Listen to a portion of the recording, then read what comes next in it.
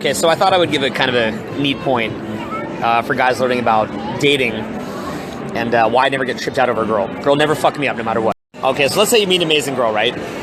You know, you really love this girl. Head over heels. And, you know, she gets, you know, out of pocket, right? Just starts flaking you or yelling at you or getting crazy or dramatic. Your instincts will be like, I love you, baby. Now, I've tried that.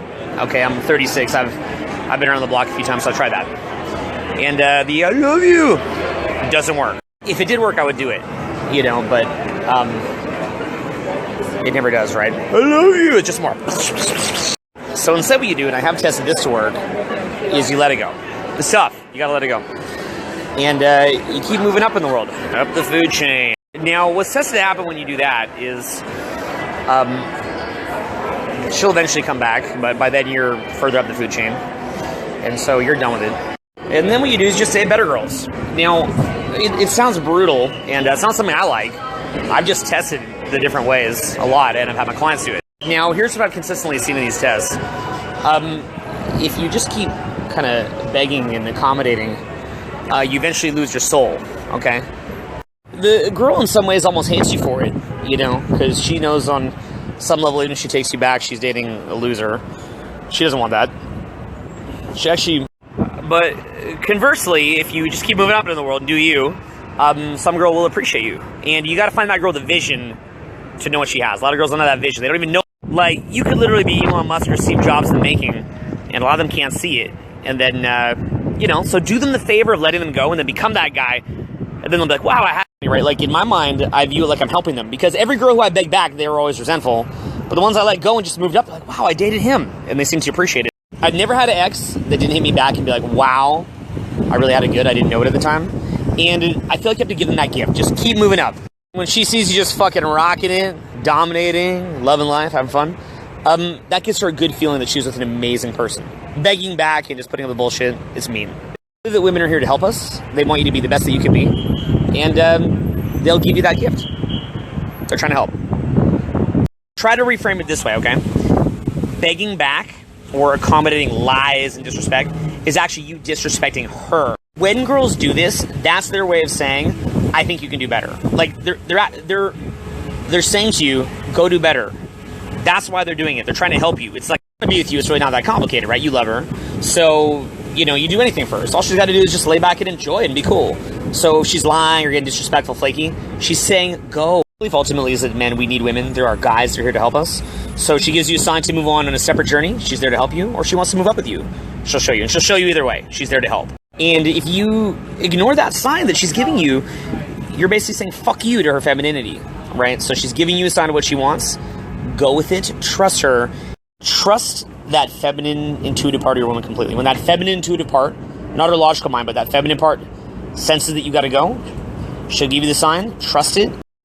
You trust that sign from her, your life will get amazing. You'll just keep moving up. It'll be amazing. If you don't trust it and you're like, I can't leave, I can't take the sign, it'll be suck. And again, I just know it's from my own experience, right? When I wouldn't trust it and I beg and plead and take disrespect and lies, it got ugly. When I just move on, we can be friends again, we love each other. And so final point on this, if you love your woman and she releases you, accept it, accept that in love, move on with love, and you both be very happy. Okay, guess where we came back to? Top goal. Okay, so I was just telling Luke about my snap, about breakups. A lot of guys struggle with this. And we were talking about how a lot of the time, too, there's like a divergence of reality. So it's kind of like people who like that new rich thing, right? Where like someone gets a lot of success really, really quickly, but they aren't classy at all. Yeah. It's a similar thing of like a girl who's just grown up with like, it's actually called a peasant mentality. It's a real thing. It's not just this one word, right? So when you have a peasant mentality, even if you make a lot of money or all of a sudden you get a really good job or win the lottery. Yeah, so it's like a girl can win the lottery with you, but she got to go back to douchebag. Right, it's all because of that peasant mentality. Work on that peasant mentality. Otherwise, you're just going to keep going back to that same bad ways of thinking. Girls do it all the time. So a lot of time, you know, guys will have a girl break up with them and they're taking ownership of it. But all those things you did to make a nice life for her actually fuck it up. So, you know, like you've done all these things to make life amazing, like beautiful reality of like just everything beautiful, nice and easy and safe. she may not be ready for that. You know, you might have heard stories about my stripper ex, right? And she loved me, I love her, but she had to go back to where she came from, you know? Take a girl out of trailer park, can't take trailer park out of the girl.